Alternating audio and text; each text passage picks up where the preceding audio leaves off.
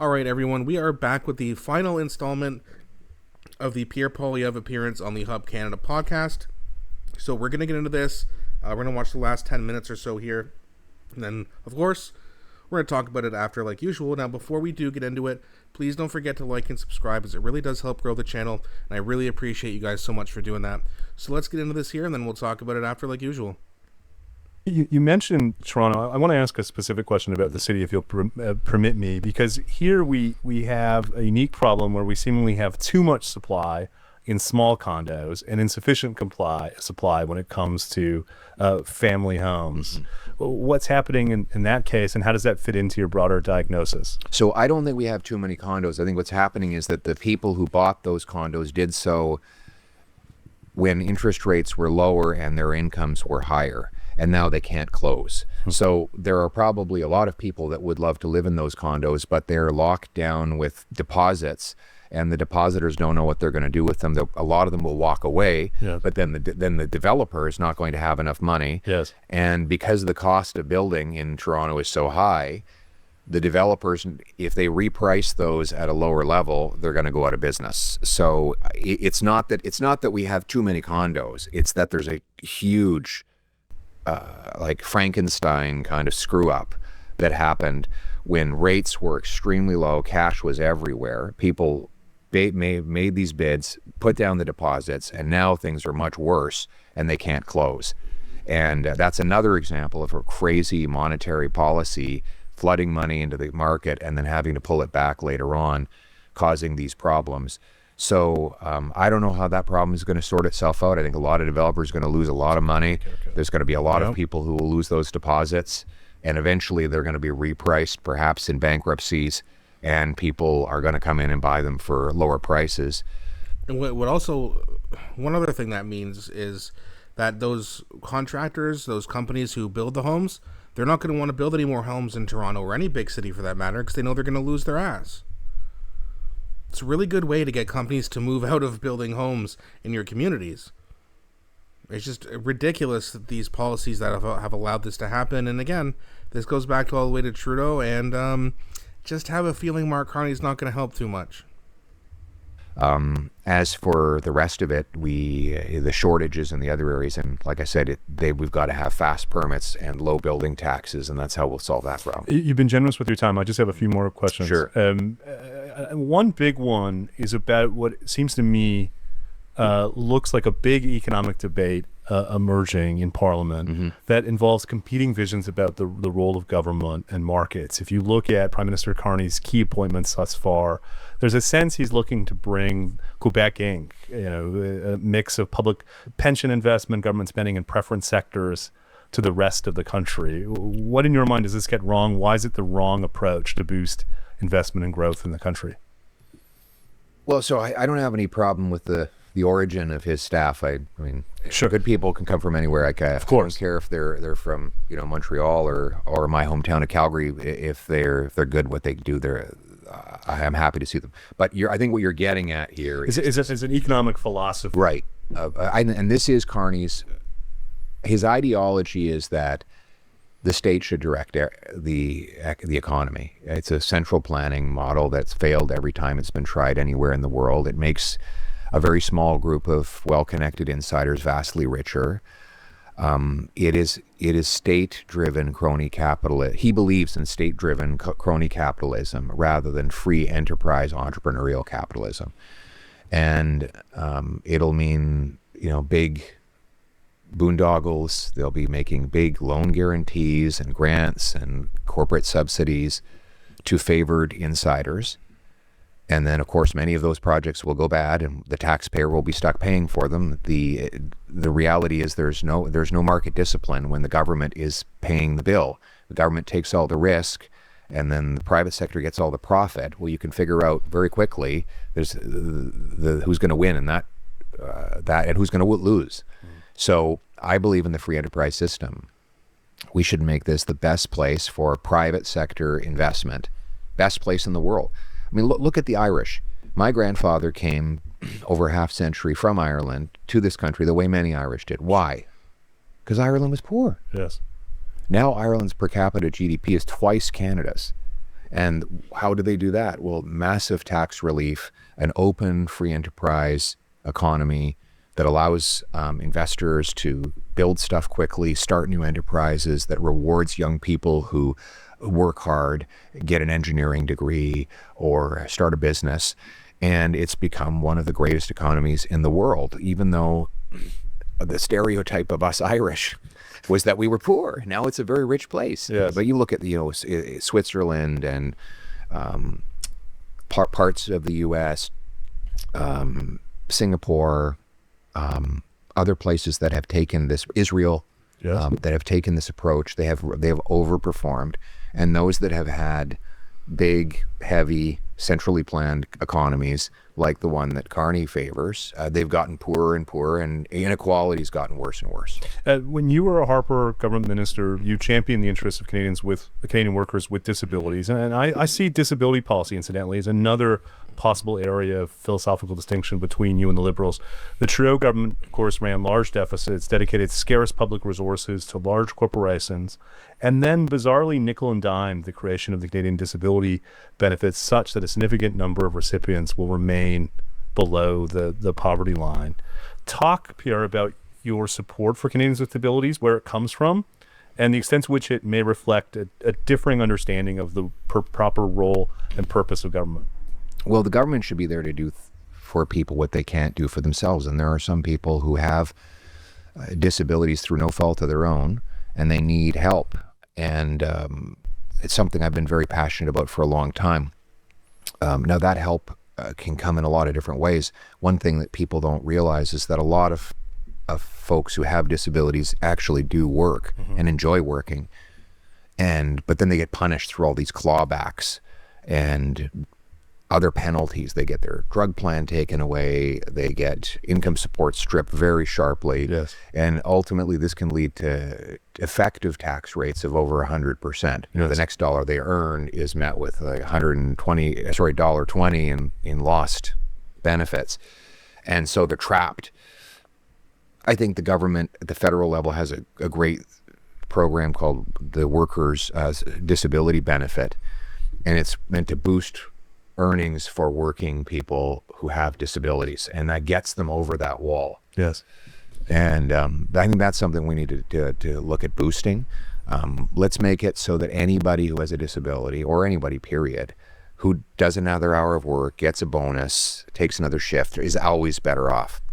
It doesn't mean we can't do things for people whose disabilities prevent them from work. We still help them. Yes. But let's not make this a situation where we punish those who are frankly the most inspiring people we have, going out into the world and doing things. There's a great guy out of Whitby who started up Tim Hortons when he was very young, and he employed almost exclusively people with disabilities, and they performed extremely well. And over his career, he had hundreds of people with disabilities that were able to succeed in that workplace, and that's what we want to see more of. And I thought that was a really great answer by Pierre Poilievre, because I have a feeling that because a lot of people who are on disability or who have disabilities, whether it be mental or physical, because they rely on the government a lot to give them some extra, income support, they look at Pierre Poilievre and say, oh, he wants a smaller government, he wants to make cuts. Now, I never thought he was going to make cuts to disability, but I think a lot of people did. I think that kind of hurt him a little bit. I think he's understanding that was maybe one of the mistakes he made, and the fact that he's clarifying that and saying, no, not only do we not want to get rid of that program, we actually want to boost that program because it's a good program and people do need help, right? If you're disabled and you're trying, there's nothing you can really do. There are some people who just can't work at a lot of hours. And, if you're a younger person today, you want to move out, but it's okay, I can only do maybe 25 hours a week. You can't afford anywhere to live. So I do think that if you're disabled, one of the reasons we pay so much tax, that we're told, is because we want to help people and we want there to be money in these programs so that people with disabilities don't have to suffer. And I think that's great. Some people call it socialism. I call it Canada first. You have to put Canadians first if you want to be Canada first, right? And Pierre making that clear, I think, is very, very important for him to do. So great job and great answer by Pierre there. I've been asking about policy areas where you and the Liberals diverge. I have to ask you about one where there's overlap, and that's media subsidies. Your election platform committed to preserving the current mix of subsidies. I have to ask why. Well, we said we would keep the local journalism fund. That was a small fund that goes to the independent locals, and we thought that was a reasonable thing, but we ran on defunding the CBC, and we think that funding for the media should come from subscriptions, advertising, sponsorships, and other own source revenue. I think that's the future, and the cost of media has actually gone way down, as evidenced by this studio. Yes, indeed. How much did it cost? Can you reveal the trade secret?